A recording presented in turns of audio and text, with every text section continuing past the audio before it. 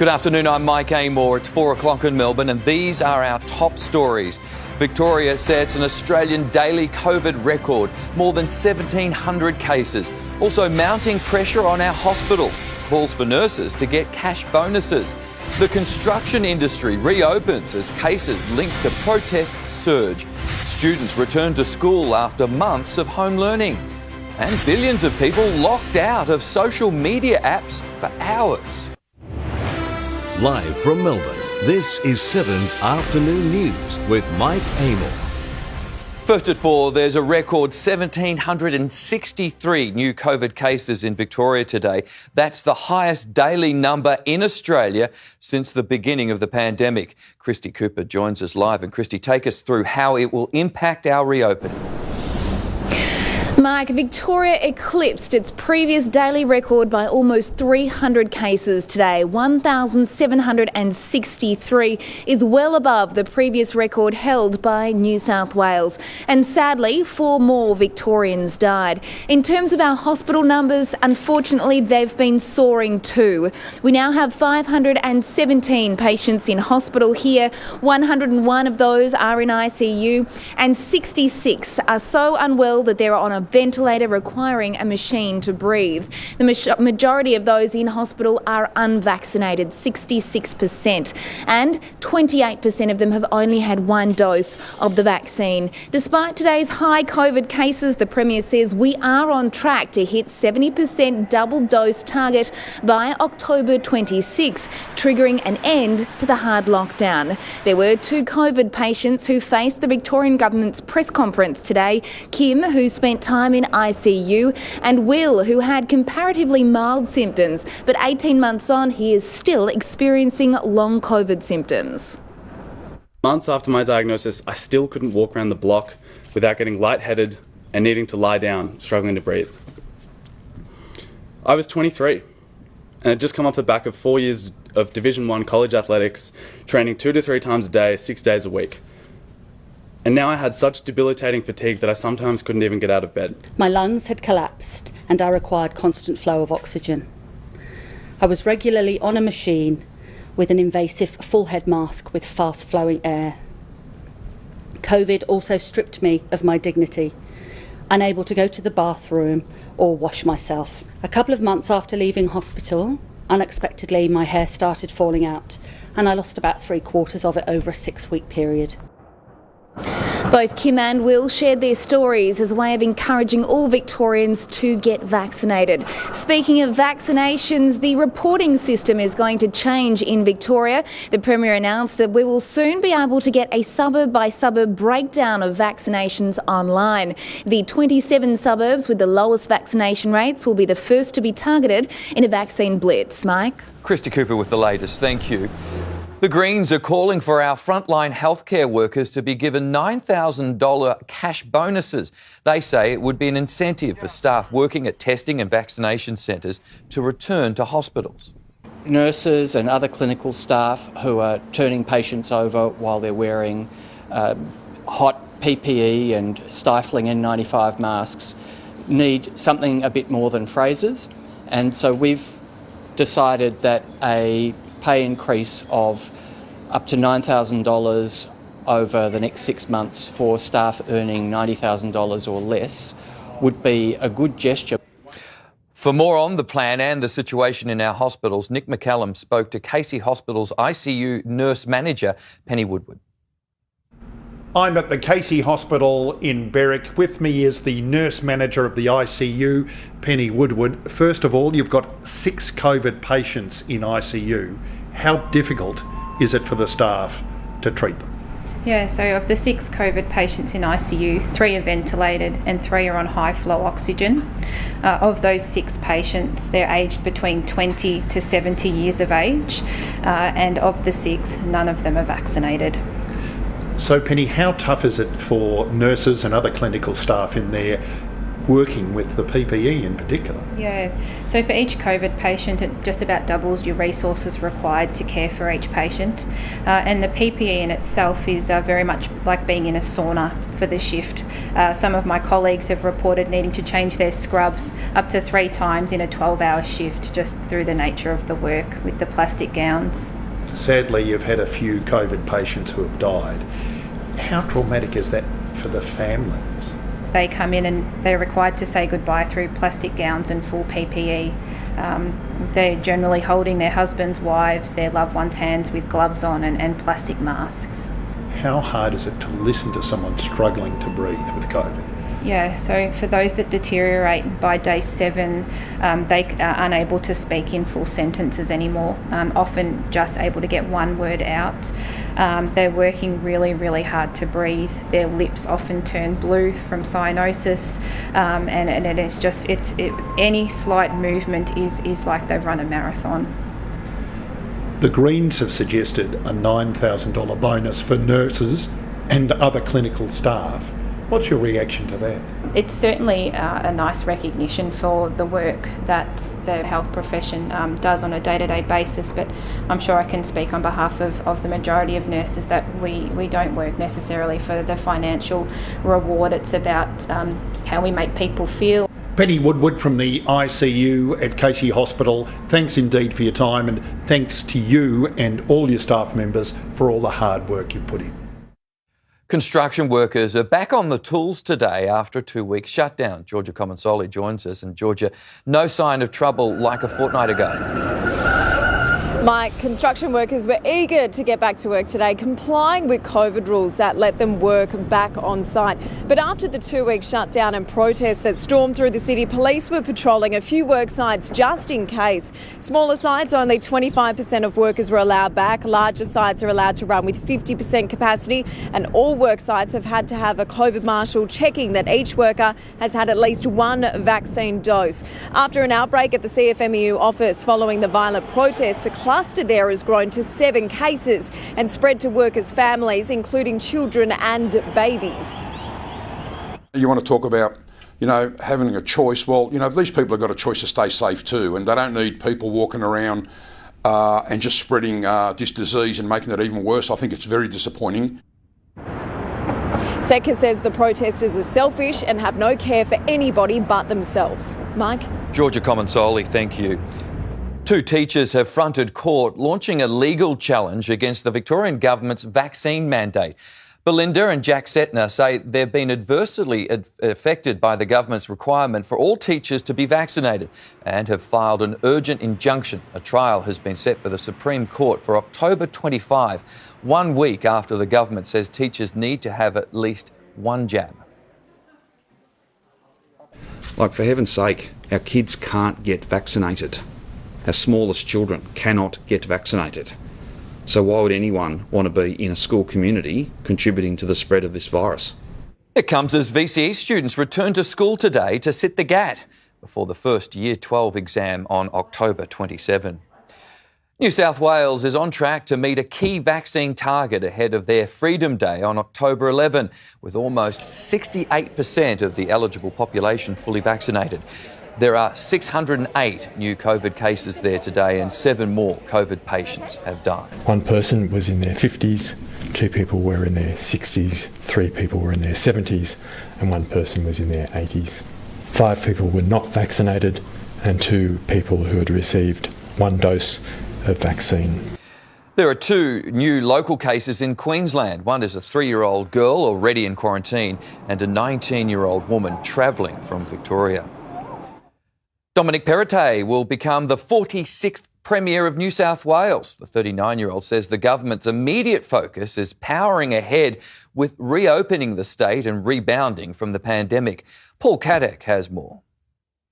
A momentous day in New South Wales politics, with the state's youngest ever Premier taking office after a clear win in a party room ballot to be the new Liberal leader. The former Treasurer, Dominic Perrottet, winning that vote 39-5 against the Planning Minister, Rob Stokes, to succeed Gladys Berejiklian. Dominic Perrottet, the Conservative 39-year-old father of 6, taking the job after a factional deal over the weekend gave him the numbers. At a press conference this morning, the 46th Premier of New South Wales said he would lead a stable and united government. The priority would be a safe reopening of New South Wales and its economy, with a major rollback of COVID restrictions expected this coming Monday as the state reaches 70% of all eligible adults being fully vaccinated. Our focus is on one thing only.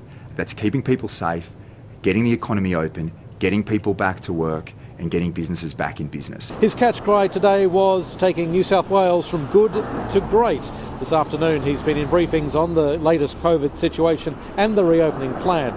Gladys Berejiklian was absent from the party room vote today that chose her successor. The Independent Commission Against Corruption's public hearings will begin in a couple of weeks. Facebook, Instagram and WhatsApp users around the world spent close to 7 hours locked out of the websites as the social media giant scrambled to fix a global outage. As US correspondent Tim Lester reports, it's just the latest problem facing the social media giant. When Facebook's tech hits trouble, the world knows about it. The biggest social media company of them all, 2.8 billion users, fought an unexpected blackout earlier today. WhatsApp, Messenger, Instagram and Facebook all affected around the globe. This looks like something that's happening at the core of Facebook. Jeff Quartermani says the company may never say what went wrong. I think it actually may be an internal problem that Facebook is trying to figure out, likely at their data centers. This just part of a current nightmare for the trillion-dollar company, revealed overnight the Facebook whistleblower. The version of Facebook that exists today is tearing our societies apart and causing ethnic violence around the world. Data scientist Frances Haugen copied tens of thousands of internal Facebook documents during her 2 years with the company, left in June and then leaked them. Among revelations, Facebook itself estimates it acts against fewer than 1 in 20 posts that include hate and fewer than 1 in 100 involving violence or incitement. Facebook's Mark Zuckerberg tackled some of the issues in testimony to Congress in March. We removed content that could lead to imminent real-world harm. We've built an unprecedented third-party fact-checking program. Frances Haugen is due to give evidence before Congress tomorrow. Today, Facebook's share price slumped 5%. Up next, the terrifying moment a window panel fell from a city high-rise. Plus a father and his baby caught up in an attempted carjacking. Why the pranksters who got into the grand final without a ticket could be in hot water. And later, another blow for struggling hospitality businesses. Back soon here on 7 and 7 Plus. Taking a live look at Melbourne this afternoon here on 7 News. 17 degrees outside right now with increasing sunshine. Jane Bunn will be here with the forecast later in the hour. A pedestrian has had a narrow escape after a window fell more than 100 metres onto a city footpath this morning. The man was standing on Elizabeth Street just before 11 when it shattered next to him. It dropped from the 41st floor of the Empire Apartments building. Building management claimed the window was unscrewed and dislodged in today's wind. The hunt is on for 2 men who tried to carjack a young father who had his baby in the back seat. It's believed 2 men opened the front doors and threatened the driver with a knife in West Melbourne in August. He told them his child was in the car. They punched him, stole his wallet and ran away. Police need to speak to these 2 men and ask for any witnesses to come forward. 2 pranksters who make YouTube videos claim to have breached security at the AFL Grand Final by sneaking into Perth's Optus Stadium without a ticket. They think it's funny. But the joke might be on them because WA Police is investigating if a law's been broken. Not so much Harry Houdini as harebrained. Mate, sorry if we use the lift. You're watching a pair of Perth pranksters hatch a plot to infiltrate Optus Stadium on Grand Final Day. And with tickets being $450, we're sneaking in. Priced out, but determined to get in. taking hiding in plain sight to new heights in high vis and using dolly trolleys to pass as stadium staff. There's no one watching. There's like 50 days, no one's watching. We're getting in old school. With just minutes to bounce down, things are looking up. Just in the high vis, we got the dollies. There's about 6 cops walking behind us. I'm nervous. Approaching security without stadium passes, the only tickets are the ones they have on themselves. Hey mate, sorry if we use the lift. Pardon? We just need to use the lift. Yeah. And just like that, through a staff gate. I think we're in. Elation in the elevator. We're snuck into Australia's biggest game event. Let's go! After the video was posted, it was discovered by stadium staff. We don't know how long they were in there for, but the video shows them drinking beers. Optus is a cashless venue, so their bank statements might give them away. Now, police are still working on this one, but legal experts say because they were waved in, it might be difficult to charge them. Ben Downing, 7 News. Sport is coming up after the break, including another deal done in the trade period for the Magpies. Also, the Ashes in doubt as England set up a crucial meeting this week. And later, Australians first in line for a new wonder drug that can treat COVID. You're watching 7 News live from Melbourne. Tom Brown is here with sport, and Tom, Collingwood certainly very busy early in the trade period. They certainly are, Mike. 2 trades, in fact, in 2 days. Let's head straight to Mitch Cleary with all of the latest details. G'day, Mitch. Take us through this latest deal. Tom, the first player trade has gone down and it sees Geelong's Nathan Kruger find his way to Collingwood. He's played at the Cats as a defender, but he's going to head to the Pies as a forward.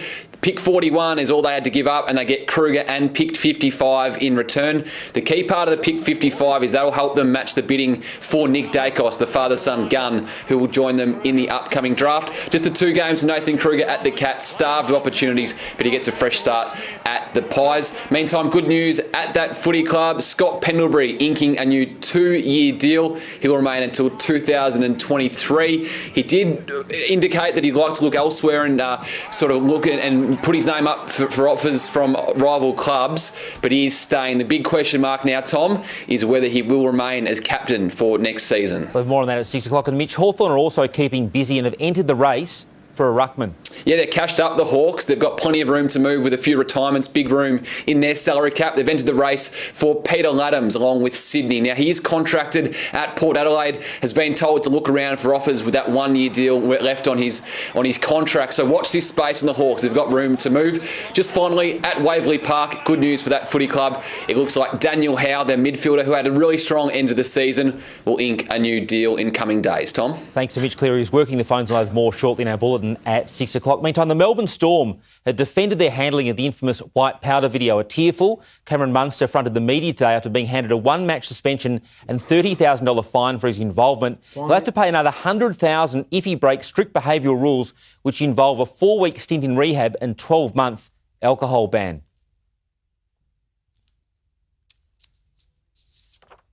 As some of you maybe may know, I've had a difficult relationship with alcohol in the past.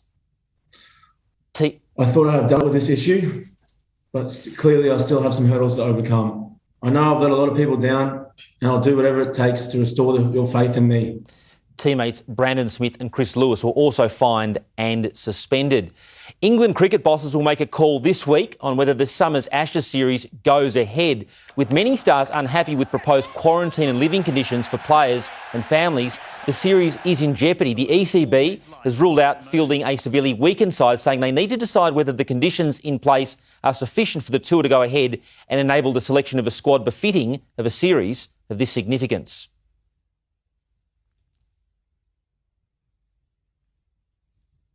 All cricketers over the last sort of 12 to 18 months have suffered through, hard bubbles, and it has been a real challenge for many. But having said that, though, there comes a time when, you've got to step up. The series is due to begin at the Gabba on the 8th of December. And quarantine requirements have robbed supercars fans of the chance to see Scott McLaughlin make a one-off Bathurst comeback in December. This morning, at the famous Talladega Speedway this morning, there was chaos in the NASCARs. Up into the wall. Alex Bowman into the wall. Ross Chastain caught up in the 42. Rain caused several nasty collisions and the race was called off early. Bubba Wallace finally won his first race in the top division. Mike, trade period seems quiet. There's plenty going on behind the scenes, including hopefully a second lifeline for a former Saint. I'll have more details shortly in our bulletin with Mitch Cleary. Latest trade news at 6 you know o'clock. I'm a trade nerd. I love this time of the year. Thanks, Tom. It's very exciting. Australians will have access to a potentially life-saving pill that can treat COVID. The Morrison government has secured 300,000 courses of the new antiviral drug Molnupiravir. The tablet can be taken by patients with mild or moderate COVID as a 5-day treatment course. The Prime Minister outlined the plan this morning on Sunrise. What it does, David, is ensure that you do not develop a serious illness. So it means you can take it at home. You won't have to go to an ICU or go to hospital. So that takes pressure off the hospital system. The drug is yet to be approved by the TGA and won't be considered until later this year. Medical experts stress that becoming vaccinated is the best way to avoid infection. COVID cases have soared to a new national record. Up next, what it means for our roadmap out of lockdown. Also, thousands of students return to school. Details on the measures keeping them safe. Why American protesters draped in Australian flags are taking to the streets of New York. And why billions were locked out of their social media accounts for hours. We're back in just a couple of minutes. Live from Melbourne. This is 7's Afternoon News with Mike Amor. Welcome back. Today is the worst day for COVID infections in Australia since the beginning of the pandemic. Victoria recorded 1,763 new infections today and 4 more COVID patients have died. The Premier insists the state will stick to the roadmap despite the surge in new infections. We are absolutely committed to delivering on the timelines that we've put out there. But again, I just ask people, please go and get vaccinated. That will limit the number of cases. The construction industry reopened today after a 2-week shutdown. And schools have begun the slow return to face-to-face learning. As Sarah Jones reports, Year 12s went back to class today and straight into a major exam. Thousands of Year 12 students are finally back on school grounds today to sit their general achievement test. The 3-hour assessment finally getting the green light after having to be rescheduled multiple times due to COVID restrictions. It's a bittersweet feeling for students being plunged in and out of remote learning. A little nervous, but I'm happy to get it over with. I think it's gone on for a little long now, so. It's definitely a little weird after spending so long in lockdown, but it's a good feeling to be able to get back and see everyone. The staggered return has schools on high alert, adhering to COVID-safe protocols they know all too well. Air purifiers will also be installed in classrooms this week to help stop any spread of COVID-19. Keep safe, keep apart, but stay together, you know? I know there's social distancing. I know in the GAT room we're keeping windows open and things like that for ventilation. Week 2 of term 3 since the last time we've seen these kids, so we're delighted to have them back here on campus today. Now the countdown is on for when all of Victoria's 1 million students can return 5 days a week in November. We yearn the day to have all of our kids back here. Victoria's Year 12s will only be back in the classroom for about 2 weeks this term before breaking again for final year exams. The first is English on October 27. For more now, we're joined by the Chair of Epidemiology at Deakin University, Professor Catherine Bennett. Catherine, great to see you as always. It's a record number of cases today. Why do you think the numbers are still so high so long into this lockdown? We actually see a bit of a bounce up after a weekend. People will put off testing sometimes, and that's been a pattern to the numbers. So I always look at the average numbers. They are still climbing. We've had a push up in the last week in those case number terms.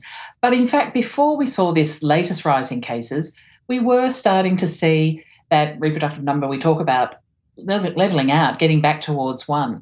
So we also seem to be seeing a bit of recovery behind the numbers as well. So if we don't see the numbers continue to rise over the next few days and they start to level out, could be a really good sign that we've peaked.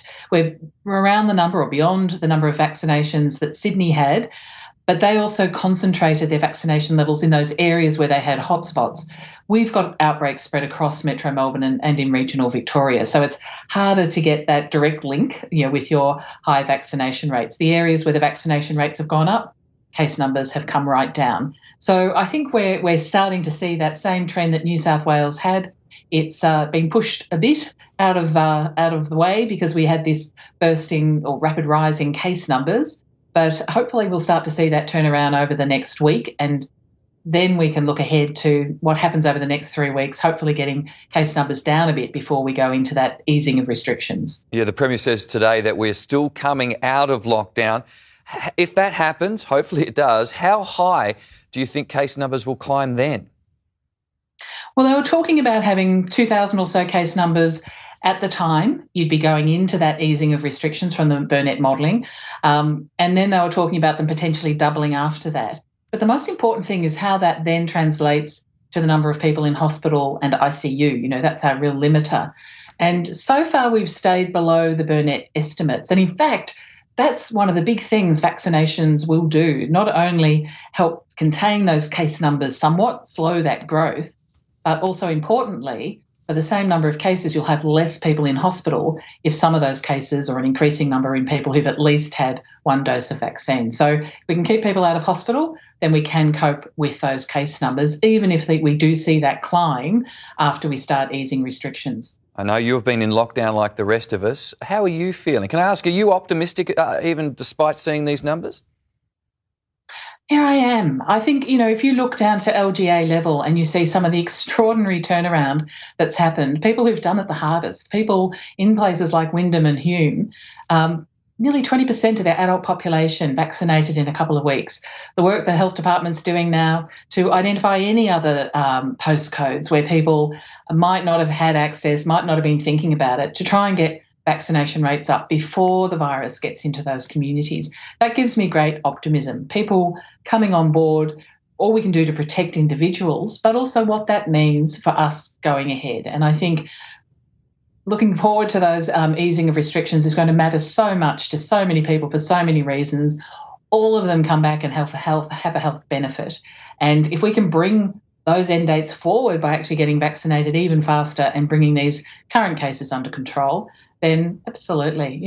We've been on a very long road. We just would love to see us come out of lockdown without the prospect of going back into a statewide lockdown again. Yeah, I'll take your optimism anytime. Catherine Bennett, thank you for your time.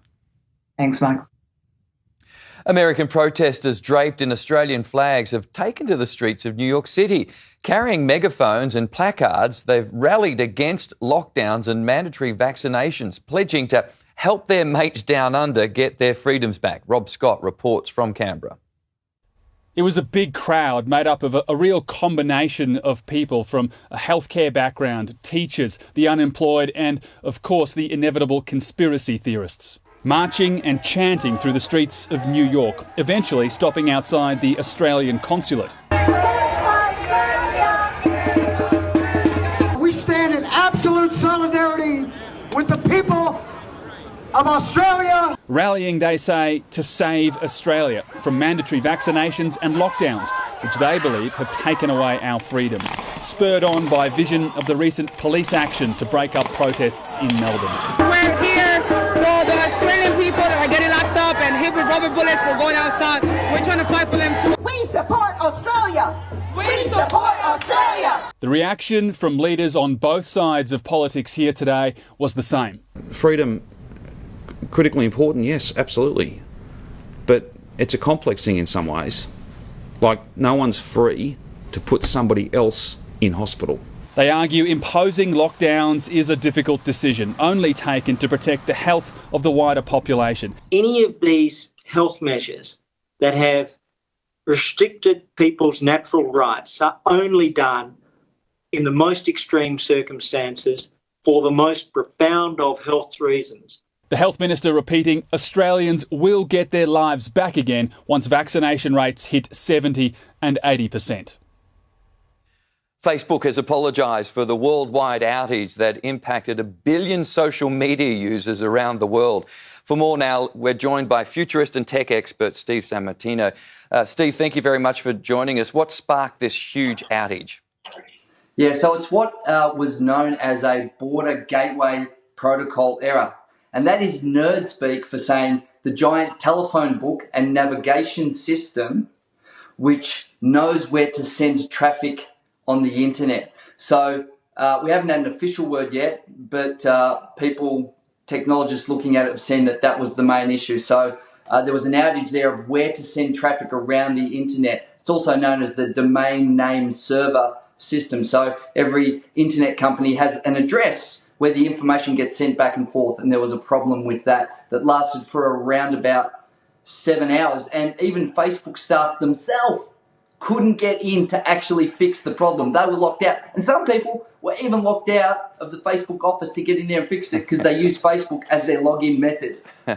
I'm laughing because it was a near disaster in our house this morning. I know a lot of people were panicking, right?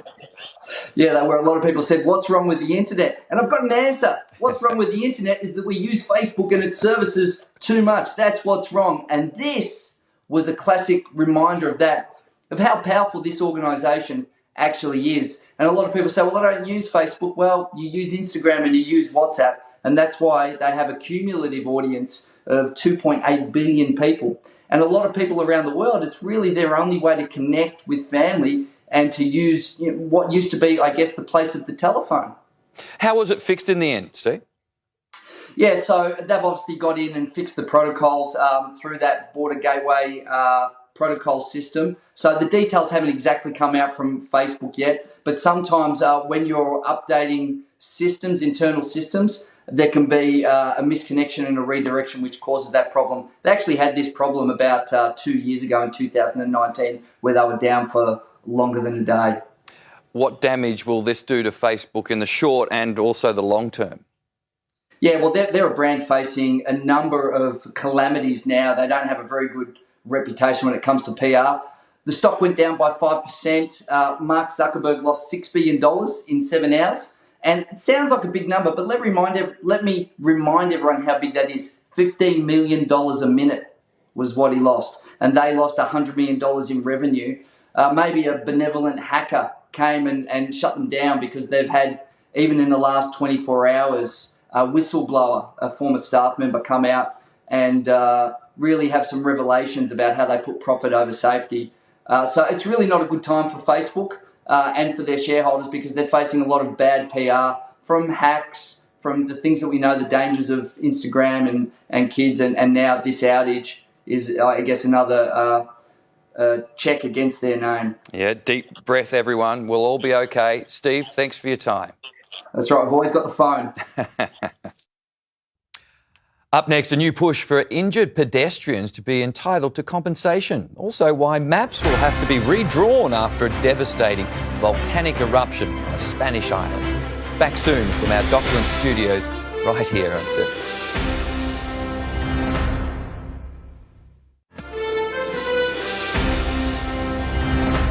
There's a new push for pedestrians left seriously injured after being hit by bikes and scooters to be entitled to compensation. Here's Sonia Marinelli. Lockdown has encouraged us to get outdoors and get active, but with shared footpaths becoming increasingly congested, serious collisions between pedestrians and cyclists are becoming more common. I was doing a warm-up and next thing I know I've just got a bike flying into me and I flew off the footpath and onto the road and landed on my head. Commonwealth silver medalist Lisa Dick was a marathon runner at the peak of her fitness when she was struck and terribly injured by a cyclist on one of her daily runs. It took her 2 years of recovery and left her $15,000 out of pocket, and she failed to recoup any of that money from the man who struck her. Sadly, Lisa's story isn't unique. 55 Victorian pedestrians are admitted to hospital each year, but there are many more whose injuries go unreported. Victoria Walks believes the solution is simple. There's two solutions. One of them is to stop building shared paths in high busy areas, and the second is to get a compensation system for those who are hurt. We think it should work through the TAC, can be funded through other areas of government. Currently, only pedestrians who are injured in an accident with a motor vehicle can make a claim through the TAC. And the Minister in charge of the Transport Accident Commission, Ben Carroll, says there are no plans to expand it. 30 hectares of land has been added to the Spanish island La Palma as lava continues to flow from a volcano into the sea. 6,000 people have been evacuated from their homes. The government is buying 300 homes to rehouse some of those residents. 1,000 buildings and more than 30 kilometres of road have been destroyed. It's unclear how long the volcano will remain active. Up next, inside a Melbourne home trashed by vandals who caused more than $50,000 worth of damage. Why struggling hospitality businesses are being hit with thousands in fees. And a Star Trek legend to become the world's oldest astronaut. Stay with us here on 7 across Victoria. Know the headlines as they break. Know the stories as they happen. With 7news.com.au, know the news now.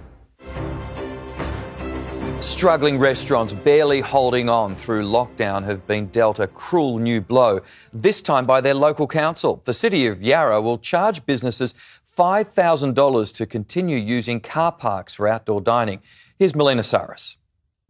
Businesses here in the City of Yarra are concerned they won't survive if council pushes ahead with this plan. Councillors will vote tonight to waive fees until April for the use of parking spaces for outdoor dining. They'll introduce a new fee in April with a 25% discount before applying the full fee in October. Some businesses will be charged $5,000 per parking space, making it the most expensive in the state. Katie Marin, who owns Miss Katie's Crab Shack, uses 2 of the parking spaces, which will cost her $10,000 a year. To me, it really reinforces a lack of understanding for what the hospitality and all small businesses are going through. Venues on the busiest streets like Smith and Rathdown will be charged $5,000 per spot, while quieter streets will have fees of between $2,000 and $3,000. Depending on the location, that'll be between $8.40 and about $15 a day. So again, within the realm of reason if businesses are thriving again. In comparison to other councils, Melbourne City will decide tonight whether it continues to waive fees until March next year. After that, it's a $2,000 fee per spot. Darebin doesn't charge businesses for using parking spaces, while Stonington, it has waived any costs for this summer. After that, it's a significantly lower $1,200 fee. A home in Melbourne South East has been trashed with a damage bill more than $50,000. Vandals smashed walls and windows and even lit fires in different rooms. These football shorts were found at the vacant Wells Road property in Aspendale. Let's take a quick look at Melbourne's roads right now. Good afternoon, I'm Jess Miller in the Sweeney Estate Agents traffic chopper. Having a look at the Westgate Bridge, you can see it is humming along very nicely in both directions. We did have a little bit of a hiccup earlier. A couple of cars had a nose to tail, pulled over, kept going, pulled over, kept going. I think they eventually made their way onto the exit ramps to sort out their details and move along, so no dramas through here. Sweeney Estate Agents are experts in the West with 14 offices and over 35 years experience. Think real estate, think Sweeney. SweeneyEA.com.au. Have a great night. Catch you tomorrow. He boldly took his crew where no one has ever gone before. Now William Shatner, who played Captain Kirk in Star Trek, is preparing to go to space. The 90-year-old will be one of the 4-person crew on board Jeff Bezos' Blue Origin when it launches from West Texas next week. He'll be joined by Blue Origin's Vice President, an Australian former NASA engineer and an entrepreneur. Time for an update on the weather with Jane Bunn. Jane, we're finally seeing some sunshine at last. Michael, we have increasing sunshine for the rest of the afternoon. Very different to what we saw out there this morning. Earlier, the wind was howling, the sky was grey, and there were a lot of showers crossing southern and eastern parts of Melbourne. Now it is all dry. For the rest of the day, you can head out for a walk with no umbrella. And the cloud is clearing out eastwards with bright sunshine to follow until sunset around 7:30 tonight. At lunchtime today, it was only 14 degrees in the city. Now it's up to 17, but still 14 down at Phillip Island, at 17 at the airport. A trough brought these areas of showers to the south and far east of the state, while the rest were dry with a high coming in. Now that sunshine is gradually taking over, but it does leave a big difference in temperature. It is currently only 12 in Traralgon, 14 in Sale. Still cloudy there with showers moving through, but it's 20 in Swan Hills, 17 in Bendigo. It is only 12 in Colac with some cloud left over in the area. Once that high moves in overhead, we'll all have clear skies, but the timing leads to a frosty start tomorrow morning. Up next is a cold front and trough with only a weak connection up to the tropics this time. So it does bring rain to us, but not as much as we saw last week. So while the high is overhead, it is pleasant out there. There is sunshine and it's feeling a bit warmer. That is Melbourne tomorrow, but it is only short-lived.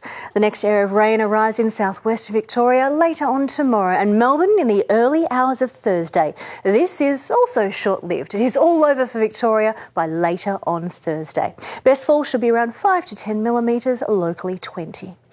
Around the nation tomorrow, pleasant in Sydney, it's sunny and 24. A cold start to the day in Canberra, then sunny and 19. Hobart has a dry day, will reach 18 with cloud building, then rain arrives there at night. That reaches Adelaide in the afternoon, but it won't add up to as much. To Victoria with that high overhead, it is clear, calm, and we've got a cold start tomorrow. Frost is likely anywhere near the ranges through here. We have areas of morning fog too, then lots of sunshine, and it is a bit warmer. But cloud does build from the west and rain spreads through the southwest in the afternoon. It'll be reaching these areas by late in the evening. The rest of the state, though, dry until Thursday. So Melbourne, lots of sunshine tomorrow from a cold start. Will jump up to 22.